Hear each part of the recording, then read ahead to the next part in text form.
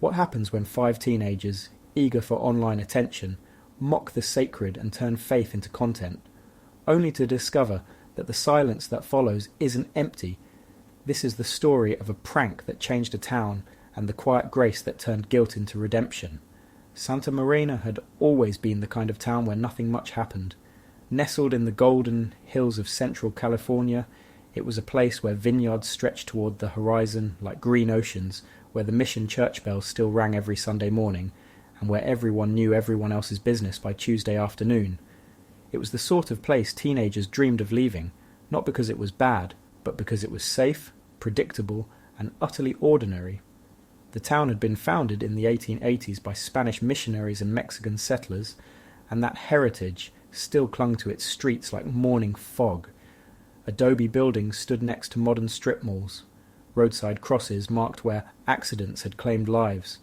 Every restaurant, from the family-owned taqueria to the new fusion bistro, closed for Good Friday. It was a place where tradition and progress existed in uneasy tension, where the old ways persisted not because people were backward, but because they were rooted. For Evan Rodriguez, Sienna Chen, Tyler Brennan, Maya Okonkwo, and Noah Sutton, the summer before senior year felt like the last gasp of freedom before real life began. They'd been friends since middle school, bound together by shared classes, inside jokes, and a collective understanding that they were too smart, too aware, too evolved for the small-town traditions their parents cherished. If you're enjoying this already, smash like, subscribe, and most importantly, give this video a hype. And I want to know, where are you watching from? Drop your city or country down in the comments. I love seeing how far these stories travel. Evan was the unofficial leader, tall, charismatic, with the kind of confidence that made people follow him even when they knew better. His dark hair was always perfectly styled, his debate team blazer worn with casual pride. He ran the school's debate team and had a YouTube channel called Logic Over Faith, where he posted videos dissecting logical fallacies in popular arguments. His atheism wasn't quiet. It was performative, intellectual, worn like armour against a world he saw as dangerously credulous. His father, a respected local attorney, had raised him on Hitchens and Dawkins. His mother, who'd grown up Catholic but left the church after their marriage, never pushed back when Evan dismissed her family's religiosity as superstition. Sienna was the observer, the one who documented everything. Her Instagram aesthetic was carefully curated. Moody shots of abandoned buildings, ironic juxtapositions, captions that quoted Sartre and Camus. She wore her skepticism like vintage clothing, something adopted for style as much as substance. Her parents, both professors at the local community college, had raised her in what they called secular humanism, which mostly meant Sunday mornings at the farmers' market instead of mass. Tyler was the scientist, the one who wanted empirical proof for everything. Stocky and serious, with glasses he constantly pushed up his nose, he'd won the regional science fair 3 years running and had already been accepted to Berkeley on early admission. He saw faith as an evolutionary byproduct, a cognitive bug humanity hadn't yet debugged. His bedroom was covered with periodic tables and physics equations. Maya was the artist, though she'd bristle at the label. She filmed everything, edited videos with a precision that made her teachers suggest film school. She saw the world through frames and filters, always looking for the shot that would finally make people pay attention. Her parents were Nigerian immigrants who'd converted to evangelical Christianity, and their home was full of prayer and praise music that Maya had learned to tune out like background noise. Noah was different, quieter. He drew constantly, in margins, on napkins, on the steam-fogged windows of Sienna's car. Tall and lanky, with paint-stained fingers and a perpetual look of distraction, he seemed to exist slightly outside the group, even while being essential to it. His parents dragged him to church every Sunday, and he went without complaint, though he'd long ago stopped listening to the sermons. The night it happened was August 23rd, unseasonably warm even for California summer. They'd been at Evan's house, his parents away for the weekend at some legal conference in San Francisco. The house was large, modern, with a pool that glowed blue in the darkness. They'd been drinking lukewarm beer someone's older brother had bought them and arguing about whether morality could exist without religion, the kind of circular debate they'd had 100 times before, each of them playing their assigned roles. Around midnight, restless and buzzed, They piled into Sienna's ancient Honda and drove aimlessly through town, windows down, music loud enough to feel rebellious without being genuinely disruptive. The streets were empty, the shops closed, the whole town tucked into its predictable sleep. That's when they passed St. Augustine's Chapel. The church was small, mission-style, built in 1891 by Franciscan monks who'd imagined it as a beacon of faith in the wilderness. It had survived earthquakes, fires, and the gradual secularization of California. What made it notable wasn't its size, but its statue, a 7-foot marble figure of Jesus, arms outstretched in blessing, that had stood in the courtyard for over a century. Local legend said the statue had been carved in Italy and brought to California by ship, then by wagon, a journey that took 6 months and cost more than the church itself. It had been blessed by a cardinal, prayed over by generations of faithful, touched by thousands of hands seeking comfort. In daylight, it looked serene, the marble features gentle and welcoming. At night, illuminated by a single floodlight, it cast long shadows that made the outstretched arms look like they were reaching for something. God, that thing is creepy, Tyler said as they drove past. Right? Maya had her phone out already, filming through the window. It's like it's watching you. Maybe it is, Evan said with a smirk. Maybe right now, Jesus is super concerned about Maya's TikTok content. Sienna slowed the car. Should we stop? Why? Noah asked from the back seat, though he already knew the answer. Because, Evan said, and there was something in his voice. Not malice exactly, but a kind of electric mischief. We should document this. How long has that statue been here? 100 years? And nobody's ever questioned it. Nobody's ever challenged it. Challenged it how? Tyler was interested now. I don't know. Touched it. Proved it's just stone. Proved that nothing happens when you treat sacred things like the objects they actually are. The car was already pulling into the empty parking lot. They stood in the courtyard, the 5 of them forming a semicircle around the statue. Up close, it was more impressive than creepy. The marble was weathered but beautiful, the craftsmanship evident in every fold of the robe, every finger of those outstretched hands. Someone had left flowers at its base, already wilting in the heat. A small plaque at the base read, "Come unto me, all ye who are weary and heavy laden, and I will give you rest." This is stupid, Noah said quietly. It's just a statue, Evan replied. If God cares about a statue, he's pretty petty. Come on, Tyler said. He was the one who surprised everyone by stepping forward first, placing both hands on the statue's chest. See? Nothing. No lightning, no divine intervention, just stone. Wait, let me get this. Maya had her phone up, recording. This is going to be perfect. What are we doing exactly? Sienna asked, but she was already moving closer, caught in the momentum of the group. Miracle challenge, Evan announced, looking directly at the camera. If God's real, if Jesus is watching, he'll stop us from pushing this over. Simple test. Faith versus physics. Evan, this is... Noah started. What? Disrespectful? Evan's eyes were bright, feverish with the certainty of someone who knows they're about to do something memorable. To who? The marble. The people who believe it's magic. If they're right, nothing will happen to us. If we're right, it's just a statue, and tomorrow they'll fix it, and life goes on. There was a moment, a single breath where any of them could have stopped it, where Noah could have walked away, where Sienna could have said no, where Maya could have lowered her phone, but none of them did. They pushed together.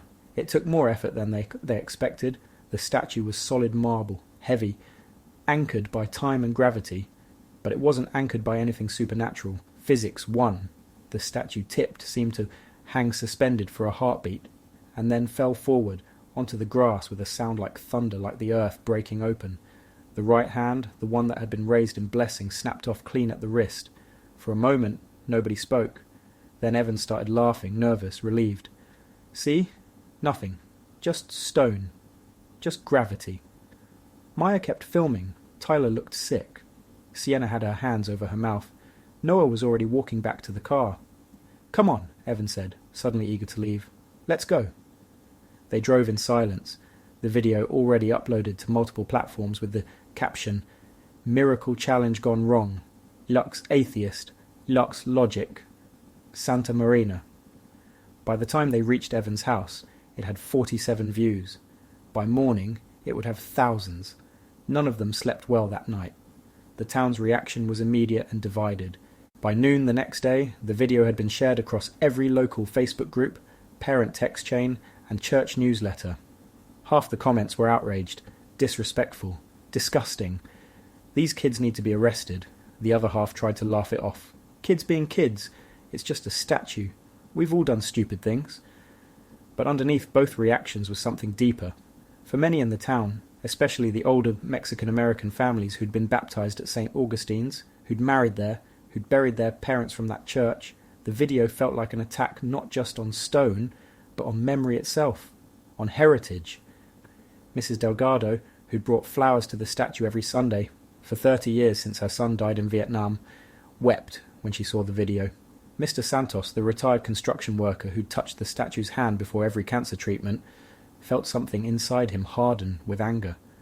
But something was wrong with the video itself. Evan discovered it first. He woke up to 247 notifications, equal parts hate mail and memes. But when he tried to watch the video himself, the file wouldn't play. His phone showed the thumbnail, frozen on the moment just before the statue fell, but every time he pressed play, the screen went black. A message appeared. File corrupted. He tried downloading it again. Same result. He checked Maya's account, Sienna's backup, Tyler's share. Every version was the same. The video existed. People were clearly watching it, commenting on it, but none of them could access it anymore. "That's weird," Sienna said when they met for coffee that afternoon. "I've never seen a file corrupt like that across multiple platforms." "It's probably just a bug," Tyler said, but he didn't sound convinced. Some kind of encoding error. "Or," Maya said quietly, "something else." "Don't," Evan snapped. "Don't start with that superstitious bullshit. It's a technical glitch, that's all." But when he tried to look at the thumbnail again, something made his stomach drop. The statue's eyes, carved marble, lifeless stone, seemed to be looking directly at the camera, directly at him. "You see that, right?" He showed the others. "The angle. It's like it's watching us," Sienna finished. The first personal incident happened to Evan that night. He was home alone, trying to do homework, when his phone started acting strange. The battery, which had been at 87%, suddenly dropped to 3%. He plugged it in. Nothing. Tried a different charger. Still nothing. The phone died completely, and when he tried to turn it back on, the screen showed only one image before going black again. The statue, standing upright, intact, arms outstretched. He threw the phone across the room. For Sienna it started as whispers. She'd walked past the church. She'd taken a different route home specifically to avoid it, but somehow she kept ending up there anyway. And she'd hear voices, faint, like wind through leaves, but distinct enough to make out words she'd said that night. "It's just stone. Nothing sacred. Just for the views." Her own voice played back to her from nowhere, from everywhere. The third night after the incident, she stood at her bedroom window at 2 a.m., staring toward the direction of St. Augustine's, and whispered, "I'm sorry." The whispers stopped, but the guilt didn't. Tyler's manifestation was academic. The boy who'd never scored below an A suddenly couldn't concentrate. Every time he tried to study, the words on the page would blur and reform. Chemical formulas became scripture verses. Physics equations rearranged themselves into passages from the Bible his grandmother used to read. "I am the way, the truth, and the life." His hands would shake. His perfect memory, the thing that had always set him apart, began to fail him during exams. Maya couldn't use her camera. Every time she opened the app she heard it, the sound of stone cracking, that horrible final snap when the hand broke off. It followed her everywhere. In class, at dinner, in the shower. She'd be filming a sunset and the sound would cut through, sharp and accusing. She deleted all her social media. It didn't help. The sound lived in her head now. Noah's experience was different. He didn't hear anything or see anything malfunction. Instead he drew, compulsively. His hands moved without his permission, sketching the same image over and over, the statue, standing whole. In each new drawing, the detail increased, the folds of the robe became clearer. The expression on the face, was it sadness, forgiveness, grew more defined, and in the latest drawings, something new appeared. The hand, restored, fingers slightly open as if offering something. He showed no one. He filled 3 sketchbooks in a week. By the end of September, all 5 of them looked like ghosts of themselves. Dark circles, weight loss, grades slipping. Parents asked questions. Teachers expressed concern. The school counsellor called them in one by one. "Shared trauma response," she said. "You're all processing guilt in different ways. It's natural after an incident like this." But they knew it wasn't natural. They knew it was something else. It was Sienna who suggested they meet. Not at school, where everyone would see, but at the place they'd been avoiding for weeks, St. Augustine's Chapel. "We need to face it," she said. "Whatever this is, running isn't working." They gathered there on a Saturday afternoon, the 5 of them standing in the courtyard where they'd stood that night. The statue had been lifted back up, the broken pieces gathered. A blue tarp covered the damaged areas. A small sign read, "Restoration in progress. Please pray for those who harm what they don't understand." The words stung more than any accusation could have. Father Rafael Ortega found them there. He was younger than they expected, maybe 40, with kind eyes and calloused hands. He didn't yell, didn't shame, just asked, "Would you like to come inside?" They followed him into the small chapel office, a cluttered space that smelled of old books and coffee. He offered them water, waited until they were ready to speak. Evan broke first. "We're not here to convert or apologize or whatever you think." "I don't think anything," Father Rafael said gently. "I think you're here because you're carrying something heavy, and you don't know where to put it down." "What's happening to us?" Sienna asked, voice cracking. "Why won't it stop?" Father Rafael leaned back. "I don't believe God works through punishment. I think sometimes we break things outside ourselves to avoid looking at what's broken inside. And sometimes, when we finally stop running, we realize the silence we've been afraid of isn't empty. It's full of invitation." "Invitation to what?" Tyler asked. "To understand what you broke? Not the statue, that's just marble, but the meaning behind it, the faith of people who see that statue and feel less alone, the tradition that connects grandmothers to granddaughters, the symbol that says even in suffering you are not abandoned." He paused. "Maybe what you're facing isn't your worst nightmares. Maybe it's the mirror of what you most need to confront about yourselves." Noah spoke for the first time. "What if we can't fix it?" "Then you start with what you can fix. The statue needs a hand. I need people to clean this courtyard, repaint these benches, help me restore what was damaged, not because it earns forgiveness, that's already offered, but because sometimes the work itself is the healing." They looked at each other. No one wanted to admit it, but they all felt the same thing, a small, flickering hope that maybe there was a way through this.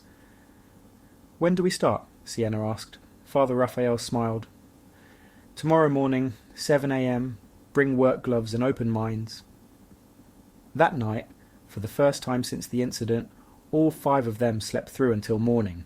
They showed up at 6:55 a.m, all 5 of them, none willing to be the first to arrive, but none willing to be absent either. Father Rafael was already there, dressed in old jeans and a faded t-shirt, setting out tools and supplies. "Good," he said simply. "Let's begin." The work was harder than they expected, cleaning decades of grime from stone benches, scraping old paint from wooden railings, pulling weeds that had grown between the courtyard stones. It was manual labour, mindless and exhausting, and somehow exactly what they needed. For the first few hours they worked in silence, but gradually, as the sun rose higher and the work settled into rhythm, they began to talk. Not about the incident, not at first, about school, about college applications, about normal things. Father Rafael worked alongside them, asking questions that weren't really questions. "What made you friends? What do you believe in, if not God? What are you most afraid of?" Evan, scrubbing rust off a gate hinge, answered that last one without thinking. "Being wrong? About everything. Building my whole identity on being the rational one. And then, what if I missed something?" The others stopped working.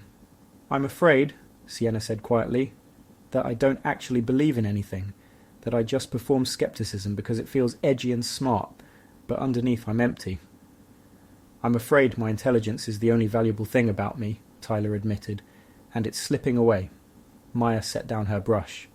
"I'm afraid that everything I create is shallow, that I'm just chasing validation instead of meaning." Noah, who'd been silent, finally spoke. "I'm afraid that my parents are right, that I've been sleepwalking through faith my whole life, never really choosing, never really feeling." Father Rafael nodded slowly. Those are good fears, honest ones, the kind that can teach you something if you let them. Over the next 3 weeks they came back every Saturday, sometimes weekdays too. The work expanded beyond the courtyard. They helped with the food bank, painted Sunday school rooms, organised the storage shed. They met people, elderly women who'd prayed at that statue for 70 years, young families whose children had been baptised in the chapel, immigrants who'd found community there. They heard stories about what the statue meant. A woman whose son had died in Iraq who would touch the outstretched hand before every deployment anniversary. A man who'd been homeless for 3 years, who'd slept in the courtyard and sworn the statue kept him safe. A girl their own age who'd contemplated suicide and felt, standing before those open arms, like someone was asking her to stay. "I never thought about it," Maya said one afternoon. "When we knocked it over, I thought we were just challenging an irrational belief. I didn't think about the people who needed it." "Neither did I," Sienna admitted. "I think that's the worst part. Not that we were cruel, but that we were thoughtless." In early November, Father Rafael asked Noah if he'd be willing to try something. "The sculptor, who's been hired to restore the hand, his mother is sick. He can't complete the commission. But I've seen your drawings. Would you consider carving the replacement?" Noah's first instinct was to say no. He wasn't qualified. He'd never worked with marble. But then he thought about the drawings that had filled his sketchbooks. The hand, open, offering. Over and over, his subconscious had been trying to restore what they had broken. "I'll try," he said. Father Rafael provided the marble, the tools, and a basic tutorial. "Don't aim for perfection," he said. "Aim for meaning." Noah worked in the corner of the courtyard, visible to anyone who passed. His hands blistered, then calloused. He made mistakes and had to start sections over. The others helped however they could. Sienna photographed the process, creating a documentary short. Tyler researched proper restoration techniques. Maya filmed interviews with community members. Evan wrote an essay about it, which he read at a town council meeting. "We broke something that didn't belong to us," he said, voice steady. "We treated sacred symbols as targets and faith as foolishness. We were wrong. Not wrong about our right to question, but wrong about our right to destroy. We're trying to restore what we damaged, but more than that, we're trying to restore ourselves." The video of that speech went viral too, but this time, the comments were different. In early December, just before Christmas, Noah finished the hand. It wasn't a perfect replica. The fingers were slightly longer, the palm more detailed. But it was beautiful, and in his interpretation, the hand wasn't raised in static blessing. It was reaching down, as if to help someone rise. The installation ceremony was scheduled for December 17th. Father Rafael invited everyone, the congregation, the town, the media. The 5 teenagers who'd knocked the statue down would be the ones to restore the hand. The night before they met at Evan's house, the 5 of them together, like old times but different now, changed. "Are we ready for this?" Maya asked. "No," Sienna said. "But I don't think we're supposed to be ready. I think we're just supposed to show up." "I wrote something," Tyler said, pulling out a folded paper. He read, "For most of my life, I believed faith was the enemy of reason. I saw religion as a crutch for people too weak to face reality, but what I've learned is that faith isn't the opposite of reason. It's the acceptance that reason has limits, that some truths can't be measured or proven, but still shape how we love, how we grieve, how we hope. I'm not religious. I don't know if I'll ever be, but I respect it now, and I respect the people who find meaning in what I once dismissed as foolish." There was a long silence. "That's good," Evan said finally. "Really good." "I have something too," Noah said. He pulled out his last sketchbook, opening to a page he'd drawn the night before. It showed all 5 of them, standing in the courtyard, hands together on the statue's shoulder, putting the missing piece back in place. "We did something stupid," Noah said. "But maybe that's not the end of the story. Maybe the end is what we do next." December 17th dawned clear and cold. By 10 a.m, St. Augustine's courtyard was packed with people. News crews had set up cameras. The mayor was there. Both Protestant and Catholic leaders from across the region had come to witness what had become a symbol of something larger: reconciliation, growth, the possibility that even the worst mistakes could become doorways to grace. The 5 teenagers stood before the statue, which had been draped in white cloth. Father Rafael spoke first, briefly, about forgiveness and restoration. Then he invited each of them to say something if they wanted. Evan went first. I was so sure I was right that I forgot to be kind. I'm learning the difference. Sienna stepped forward. I hurt people I didn't even know, and they forgave me anyway. That's changed everything.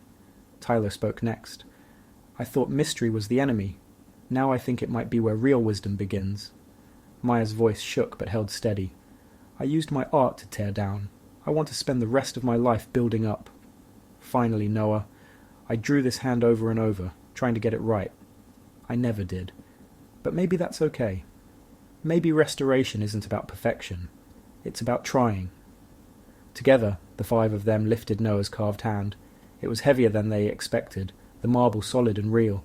They carried it to the statue, where a steel armature had been prepared. Slowly, carefully, they fitted the hand into place. The crowd held its breath. When the hand was secured, Father Rafael pulled away the white draping. The statue stood whole again, arms outstretched, one hand pointing towards heaven, the other, Noah's hand, reaching down toward earth, toward the people gathered below, open and offering. Someone began to clap, then another. Soon the entire courtyard was applauding, and several people were crying, including the 5 teenagers who'd once knocked this same statue down as a joke. After the ceremony, people came up to thank them, old women hugged them, parents shook their hands, and Dona Melda, an elderly woman who'd travelled from a neighbouring town for this ceremony, approached Evan directly. Mijo, she said, taking his face in her weathered hands, you learn good. God bless you. Evan, who'd spent years perfecting arguments against blessing and prayer, simply said, thank you. That means more than you know. As the sun set that evening, casting golden light across the courtyard, the 5 friends sat together on the newly painted benches, watching as people continued to visit the statue, touching the hand, leaving flowers, praying. Do you believe now? Maya asked quietly. In God? In all of it? Evan considered. I believe in what happened to us. I believe we broke something and learned something, whether that was supernatural intervention or natural consequence. I don't know. Maybe it doesn't matter. It matters, Tyler said, but maybe not the way we thought. Maybe the point isn't proving or disproving God. Maybe it's learning to honour what's sacred to other people, even if it's not sacred to us. I think I believe, Noah said softly. Not because of miracles or proof, but because I felt something while I was carving, like I wasn't alone. Maybe it was just technique, or maybe it was something else. I don't need to know which. Sienna stood walking over to the statue, placing her palm on the restored hand. I believe that we're different than we were, and that's its own kind of miracle. That night, after everyone had left and the courtyard was empty, except for the sound of wind through the mission bells, something strange happened. Or maybe it didn't happen. Maybe it was just the interplay of moonlight and shadow. But Father Rafael, locking up for the night, could have sworn he saw it, a tiny drop of water on the fingers of the newly restored hand, catching the light like a tear or a blessing. When he touched it, it was warm. He didn't tell anyone. Some things are meant to be held quietly. 2 years later, the 5 friends scattered to different corners of the country, but they stayed in touch in ways that mattered. Noah was studying fine arts at a college in San Francisco, specializing in religious iconography, a choice that surprised everyone. He'd been commissioned to create 2 more pieces for St. Augustine's, a relief of the Stations of the Cross and a stained glass window depicting ordinary people from the congregation. Tyler was at Berkeley as planned, studying biochemistry, but he'd added a minor in philosophy of religion. His professors found his perspective unique, a scientist who asked questions about faith not to debunk it, but to understand it. He wrote a widely shared paper titled The Limits of Empiricism, What Science Can't Measure and Why That's Beautiful. Maya was at film school in New York, creating documentaries about religious communities across America, Protestant, Catholic, Jewish, Muslim, Hindu. Her senior project, Sacred Spaces, Common Ground, won 3 festival awards. In interviews, she always mentioned the same moment as her inspiration, the day she stopped filming to mock and started filming to listen. Sienna was taking a gap year, travelling through South America, documenting churches and temples with a photography project she called Belief in Portrait. Her images didn't try to convince anyone of anything. They just showed faces, people praying, people doubting, people hoping. The most famous image showed an elderly woman lighting a candle, and in the background, barely visible, a young girl watching with curious eyes. The caption read simply, "Pass down." Evan surprised everyone by attending seminary. Not because he'd become religious in any traditional sense. He still wrestled with belief, still questioned, still argued, but he'd realised that the conversations about faith, meaning and purpose were the ones that mattered most to him. He wrote in his application essay, "I don't know if I believe in God, but I believe in the search, and I believe that search is sacred." Every December 17th, no matter where they were, they video called each other from St. Augustine's courtyard. Sometimes Father Rafael joined them. They'd stand where they'd once pushed over a statue and talk about what they'd learned that year, what they were still learning, what remained mystery, and at the end of each call they'd touch the statue's outstretched hand, Noah's hand, and remember that restoration is possible, that grace exists in the unlikely spaces between certainty and doubt, and that sometimes the worst mistakes become the foundation for the best transformations. The statue still stands in Santa Marena. The hand that Noah carved has weathered now, blending with the original marble, becoming indistinguishable from what was always there. Tour guides tell the story to visitors. 5 teenagers who once knocked it down led the restoration. They don't mention the nightmares, the whispers, the strange manifestations. They don't need to. Because the real story isn't about punishment or supernatural intervention. It's about 5 young people who learn that mockery is easy, but understanding takes courage. That sacred doesn't mean untouchable, it means worth the effort to comprehend. That breaking things is simple, but restoration requires showing up, day after day, with humility and open hands. On quiet mornings, when the California sun rises over the vineyards and the mission bells ring across Santa Marena, you can still see people stopping by that statue. Some pray, some just touch the hand, some leave flowers or notes, and if you look closely at the base, among the weathered offerings and faded ribbons, you'll find a small plaque that wasn't there before. It was placed there by the 5 friends on their first anniversary of the restoration. It reads, "We broke this, we fixed this. May all who pass remember. The hands that destroy can also rebuild, and grace meets us in the space between." Below that, in smaller letters, Evan, Sienna, Tyler, Maya, and Noah. December 17th. No last names, no grand proclamations, just 5 people who learned that the opposite of faith isn't doubt, it's thoughtlessness. And the path to meaning isn't through certainty, but through the willingness to be changed by what we don't fully understand. The statue's hand remains outstretched, offering what it always offered. Not judgment, but invitation. Not condemnation, but hope. Not answers, but the promise that seeking matters, that restoration is possible, and that even in our worst moments we are not beyond the reach of grace. And sometimes, on very still nights, Father Rafael swears he hears it. Not voices, not whispers, but something like a breath, like the sound of marble warming to human touch, like the quiet sigh of forgiveness settling into stone. Or maybe it's just the wind, maybe it's always just the wind, but either way, the hand remains open, and that, perhaps, is miracle enough.